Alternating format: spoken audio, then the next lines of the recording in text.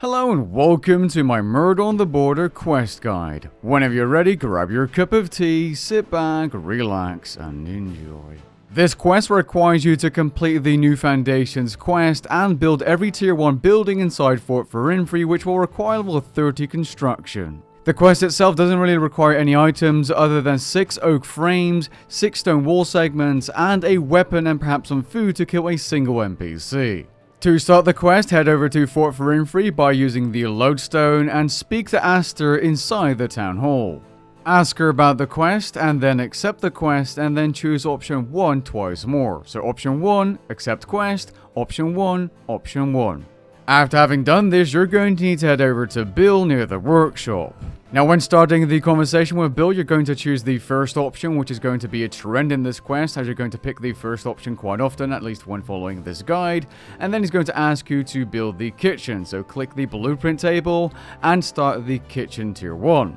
You're going to need to have 6 oak frames for this, which you can buy on the Grand Exchange or make yourself on the woodworking bench using refined oak planks, which are made from regular oak planks, and stone wall segments are created on the stone cutter using regular limestone bricks. Now this process is going to take you about 3 minutes or more depending on how hard you AFK to build, so head over to the side of the town hall I'm walking towards in the video and start constructing the kitchen. After having completed the kitchen, you're going to want to head towards the town hall and speak to Aster once more and choose the first option to talk about Murder on the Border. She will then tell you to meet her in the courtyard, to which you're going to walk towards this blue circle to continue the instance part of this quest. A friendly reminder to grab a weapon, not because you need it straight away, but because you're going to need it later in the quest if you haven't grabbed one already. Choose option 1 to continue, and then you're going to have a bunch of dialogue to which you're going to choose whatever option you want, but I picked the first option 4 times in a row, so 1, 1, 1, and 1.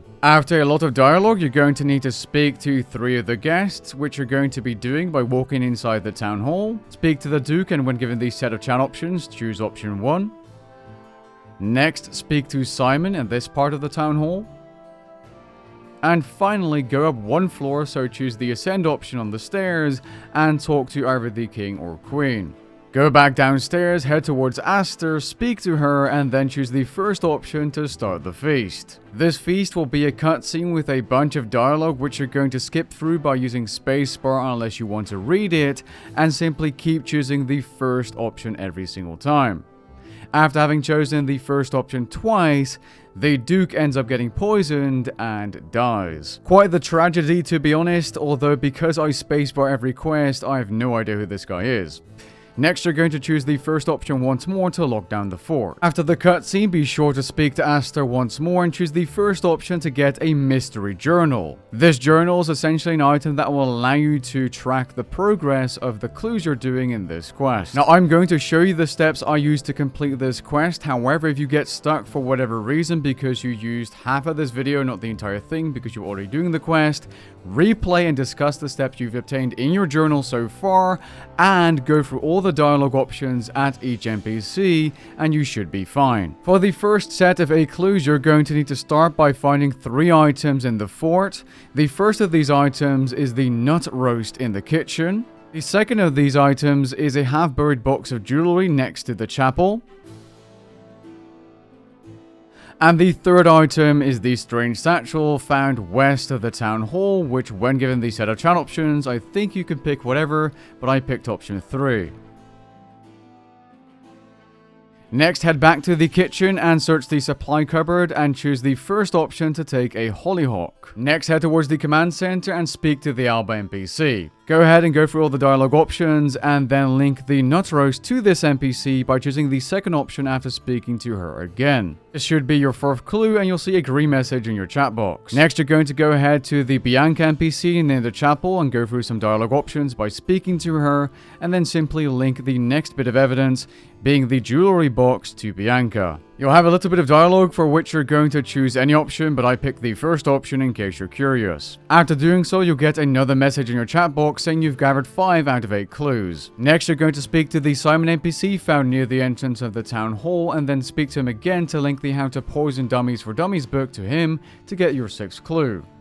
Go back to the satchel west of the town hall and choose the first option to grab a vial of water. You're then going to go back to the kitchen. In case for whatever reason you skipped into this video and you don't have a hollyhock, search the supply cupboard, grab a hollyhock with the first option, and then add it to the vial of water. Then proceed by going to the range and cooking yourself a poison detection potion of the hollyhock type. You're then going to right click and use this potion on the Duke's meal and then choose the second option, being Duke's meat pate. Now after you've done this, you're going to get a little bit of dialogue and then you're going to need to speak to every single NPC, although possibly, I'm not sure, if you just go ahead and speak to King Royald inside the chapel, you'll get your 8th clue. At least that's the final NPC I talked to, and that's how I got the final clue.